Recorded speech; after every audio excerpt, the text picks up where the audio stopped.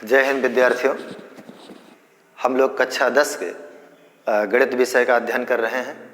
इसके अंतर्गत हम लोग देखेंगे प्रश्नावली नंबर 1.2। प्रश्नावली नंबर 1.2 के अंतर्गत क्वेश्चन नंबर हमारा 1 होगा, जिसमें कहा गया है कि निम्नलिखित संख्याओं के अभाज्य गुणनखंड ज्ञात कीजिए। अभाज्य गुणनखंड का मतलब होता है कि कोई भी जो संख्या दी जाए उसको हम इतना विभाजित करें कि फिर वह विभाजित होने की कंडीशन में ना रहे, तो उसी को हम कहते हैं अभाज्य गुणनखंड। इसके लिए विद्यार्थियों हमारे पास जो सवाल दिया गया है, हमारे सवाल में प्रश्नावली में पहला है 140, 156, 3825, 5005 और 7429। विद्यार्थियों हम लोग इसी का अभाज्य गुणनखंड निकालेंगे। तो विद्यार्थियों हमें यह ध्यान देना है कि किस तरह से हम इसका अभाज्य गुणनखंड निकालते हैं। बड़ा ही आसान होता है विद्यार्थियों, इसको बड़ी आसानी से हम समझ लेते हैं। तो किसी भी संख्या का अभाज्य गुणनखंड निकालने के लिए पहले इसको हम इस तरह से लिख करके इसका अभाज्य गुणनखंड प्राप्त करते हैं। तो इसका अभाज्य गुणनखंड प्राप्त करने के लिए विद्यार्थियों सबसे पहले आप देखिए कि हम इसको 2 से भाग देते हैं, यानी प्रारंभिक अवस्था 2 से चालू होती है। यदि यह पूरा पूरा कट जाता है तो 2 से काट देंगे, अगर पूरा पूरा नहीं कटता है तो 3 से 4 से हम इस संख्या को पूरा पूरा ऐसी संख्या लेंगे जो पूरी पूरा इसको विभाजित कर दे। जैसे विद्यार्थियों हम इसको 2 से काट रहे हैं, देखें 2 से काटेंगे तो 2 का पहाड़ा 1 में नहीं जाएगा, लेकिन 4 मिला लेंगे तो 14 हो जाएगा। इसलिए यहाँ पर चला जाएगा 2 7 14 और ये 0 यहाँ उतार लेंगे। अब विद्यार्थियों फिर इसको 2 से देखेंगे तो 7 में देखें 2 तिया इच्छा हो जाएगा, 1 बनेगा, 2 पंचे 10। अब विद्यार्थियों ये 2 से नहीं कटेगा और ये 3 से भी नहीं कटेगा, 4 से भी नहीं कटेगा, अब ये 5 से कटेगा। तब इसको 5 से काटिए, 5 7 35 हो जाएगा।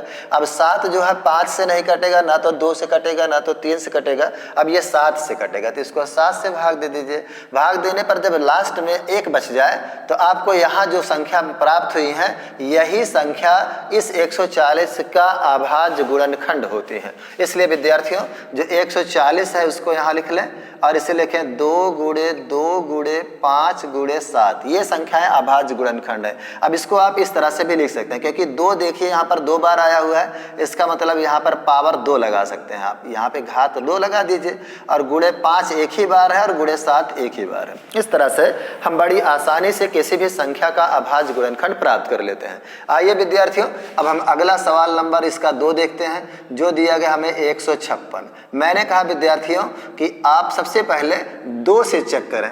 तो 2 से जब चेक करेंगे तो देखिए हमारा कट जाएगा 2 7 14, 15 में से जब 14 निकलेगा तो 1 बचेगा और 1 यहाँ जा करके 16 बना देगा। तो 2 8 16। फिर विद्यार्थियों इसको 2 से काटिए तो 2 तिहाई 6, 1 बनेगा और यहाँ पे 18 हो जाएगा, 2 9 18। अब विद्यार्थियों ये 3 से कटेगा, तो 3 से काट दीजिए, 3 1 के 3, 3 3 9। अब ये 13 विषम संख्या इसलिए 13 से ही कटेगी, यानी 13 1 के 13, यानी 156 का जो अभाज्य गुणनखंड आपको प्राप्त हुआ है 2 गुणे 2 गुणे 3 गुणे 13। यहाँ पर भी आप लिख सकते हैं क्योंकि 2 बार आया है 2, तो इसके पावर में 2 लगा दीजिए, यानी जो संख्या जितनी बार आई हो उस पर उतना पावर लगा दिया जाता है, उतनी घात लगा दी जाती है।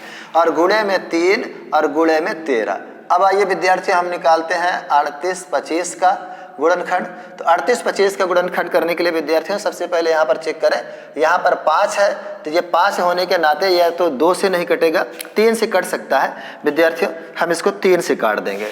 तो 3 से काटने के लिए देखिए हम यहाँ पर काटेंगे 3 1 के 3, 3 दूनी 6, 8 में से 6 जाएगा 2 बनेगा, 2 यहाँ जाएगा तो 22 हो जाएगा, 3 7 21, 22 में से 21 घटेगा तो 1 बचेगा, 1 जाएगा यहाँ 15 हो जाएगा, 3 5 15। फिर विद्यार्थियों इसको हम देखते हैं 3 से कट रहा है तो 3 चौक 12 और फिर 3 दूनी 6, 1 बनेगा 15, 3 5 15। अब विद्यार्थियों इसको 3 से चेक करते हैं, देखिए 3 1 के 3, 3 चौक 12, 5 बच गया, इसलिए अब 3 से नहीं कटेगा। अब इसको हम 5 से काटते हैं, तो 5 से काट दीजिए।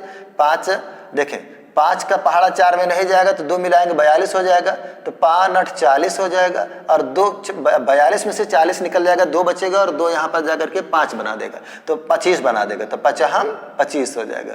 फिर 5 से काट दीजिए, तो 5 1 5, 3 8, 5 7 35। अब विद्यार्थियों 17 विषम संख्या, ये 17 से ही कटेगा, 17 1 17, यानी इसका जो गुणनखंड मिला 38 25 का, वो हमें मिल रहा है 3 गुणे 3 गुणे 5 गुणे 5 गुणे 17।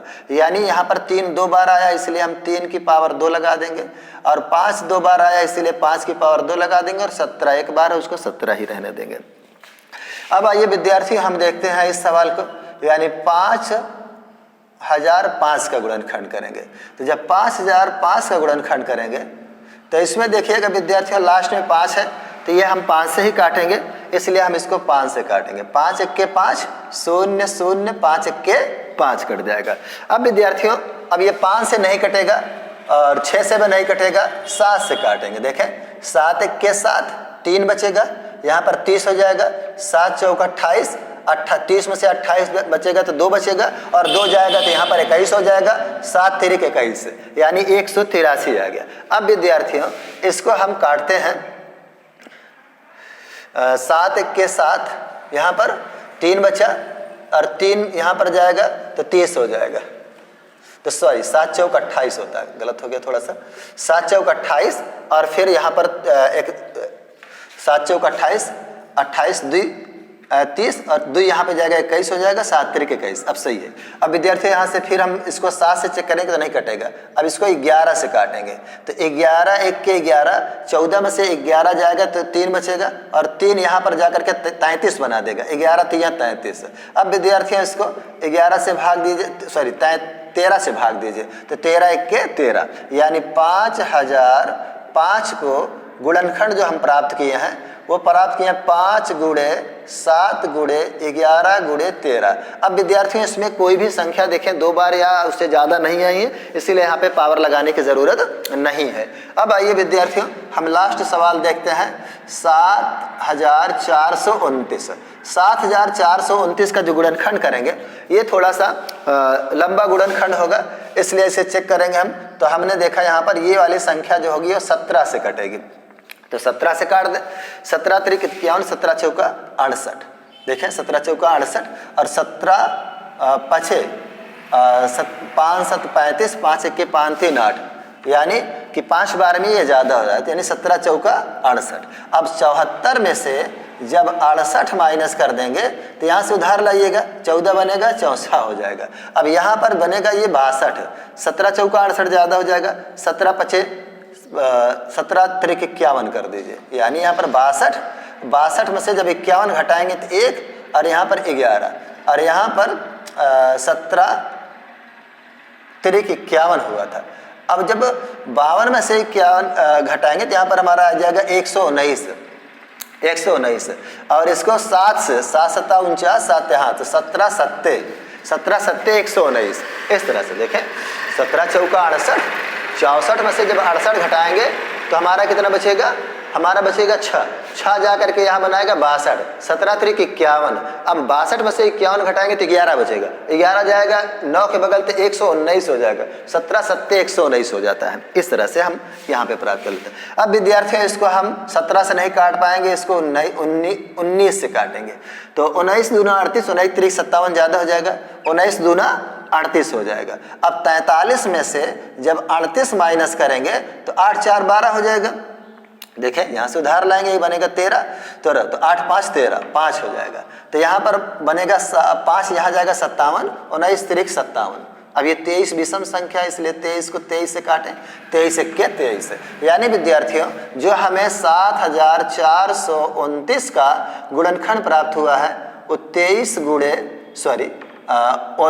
17 गुणे 19 गुणे 23 ये हमें प्राप्त हुआ है। इस तरह से विद्यार्थियों हमने देखा कि किसी भी संख्या का हम किस तरह से अभाज्य गुणनखंड प्राप्त करते हैं। जो संख्या दी गई होती है उसको हम पहले लिख करके उसमें ऐसी संख्या ढूंढते हैं जो कि उस संख्या को पूरा विभाजित कर दे। उसी संख्या से हम उसको पूरा विभाजित करके जितनी संख्या हमें विभाजित करने वाली मिलती हैं उनको लाइन में लिख करके हम लोग उसको कह देते हैं कि ये हमारा अभाज्य गुणनखंड है। विद्यार्थियों ये आप इसका स्क्रीनशॉट ले लें। जय हिंद।